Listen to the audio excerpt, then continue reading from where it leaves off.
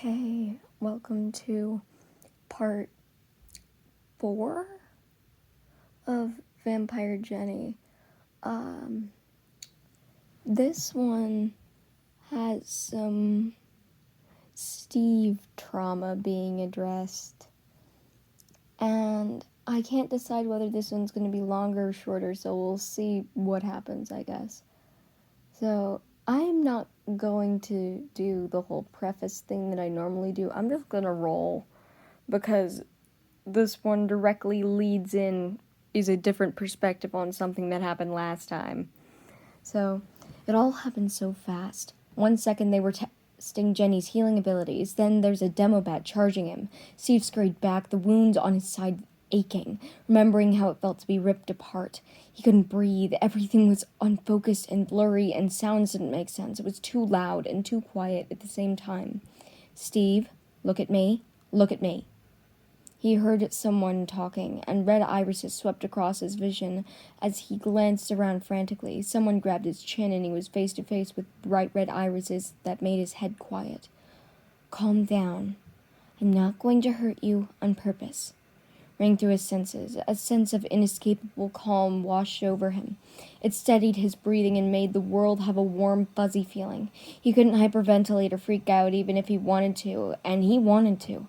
He had no idea what was going on. It felt like a weighted blanket was draped over his shoulder that kept him from focusing enough through the haze to freak out. What just happened? He managed to force out through the delirium. What was happening to him would be a better question, but he couldn't think. The red eyes in front of him suddenly vanished, and there was some kind of commotion where Eddie and Dustin tried to chase them. Steve was limp. He could barely move, and his eyes weren't focused enough to figure out what was going on visually. Steve, what's happening to you right now? Steve was pretty sure that was Eddie's voice. Everything is fuzzy and unfocused. I couldn't hyperventilate if I tried. Super weird. Steve slurred, attempting to get as much information across as possible.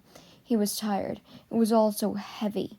He dozed off into the fuzzy abyss of his forcefully placated brain and hoped it would be clearer when he woke up. It was the most restful 30 minutes of sleep he had had in months, maybe even years. His nap was unhindered by images of hospital rooms or burning flesh or bats or Russians or Demogorgons or Barbara Holland. He wondered if he had just bolted in his car that night instead of helping Nancy and Jonathan defeat the Demogorgon, if he would have been able to sleep this peacefully all the time. In all honesty, probably not. Nancy and Jonathan would probably be dead, and he still wouldn't be able to go to his pool without seeing that gangly creature in the corner of his vision. He could have told them how they actually met.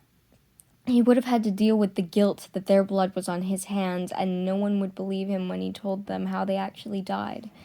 He thought that the thought was suppressed by that blanket of calm still hovering over Steve's consciousness. Eddie and Dustin woke him up from his dreamless sleep with questions on top of questions coming too fast for his sleep and vampire power-addled brain to process. I'm fine, guys. You can calm down, especially you, Henderson. My vision's still blurry, but I can see you pacing, Steve stated, the blanket tamping down any agitation he would normally be feeling. Dustin perked up from him talking. Steve, are you okay? He exclaimed frantically. I'm fine, Henderson. A bit out of it, but fine. I just slept the best I have since this whole thing started in '83. I feel less drunk, but still like way too chill for the situation, Steve remarked, forcing some of his normal tone into his voice. The three of them worked together to come up with theories of where Jenny went until the doorbell rang. Jenny fluttered frantically, searching for somewhere to hide as the sun was setting behind her. A bat being out at dusk wasn't out of place enough to cause trouble. She still hated the idea of being out at night. She had no idea how long she was flittering around Hawkins before she sensed him. She knew that nervous aura anywhere. Will Byers. She landed on his shoulder and nuzzled him affectionately. She hadn't seen him in so long. Well, technically, she still couldn't see him because of the lack of eyes and all, but that wasn't the point. Will was safe. He made a startled noise when she landed on his shoulder, but didn't seem to be bothered as much as one would expect. Whoa, dude, are you like Cinderella, but instead of mice, you have like a cool bat? An unfamiliar voice commented. She could tell he smoked from her spot on Will's shoulder. Jenny chittered and decided now was a good time to reveal herself. She shifted back and grinned. I couldn't just not go see you in person when I found out I could fly. I was just glad I didn't have to fly all the way to California because, oh boy, would my arms be tired, she stated, seeing her grin reflected on Will's face as he hugged her. Now, I'm not the only one who got to disappear for a week and come back from the dead, but I think your way was way cooler, Will replied with a smile. Nah, man, I crawled out of a giant fissure from another dimension with my entrails nearly hanging out in broad daylight. Then I tried to walk all the way home from Munson's trailer. My powers are also decidedly not cool. Jenny replied with an eye roll, avoiding eye contact with anyone. Brochacho, you were a bat 5 minutes ago, and you landed on Will's shoulder, the long-haired man drawled. Yeah, I was running away because discovering my vampiric abilities isn't always the greatest when I accidentally hypnotize someone and make them physically unable to freak out. My avoidance of eye contact is on purpose. Also, the bat I turned into is the same creature that killed me and nearly killed Steve. Plus, I can't see when I'm like that. My power set is awful. The positive thing is that I can stand and eat garlic bread in broad daylight with a crucifix in my face and be fine.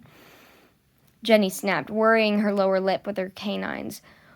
Will, I'll give you a lift to Steve's if you help me figure this out, she stated.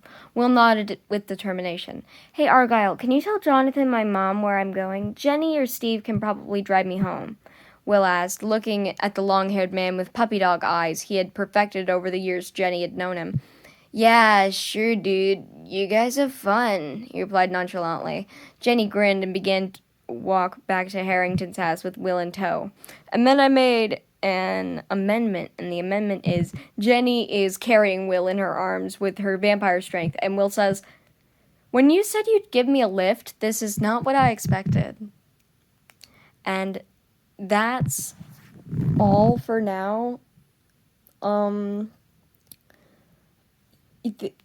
Whatever. Good afternoon, good evening, good morning, good night, whatever time it is for you. Have a good time. Peace.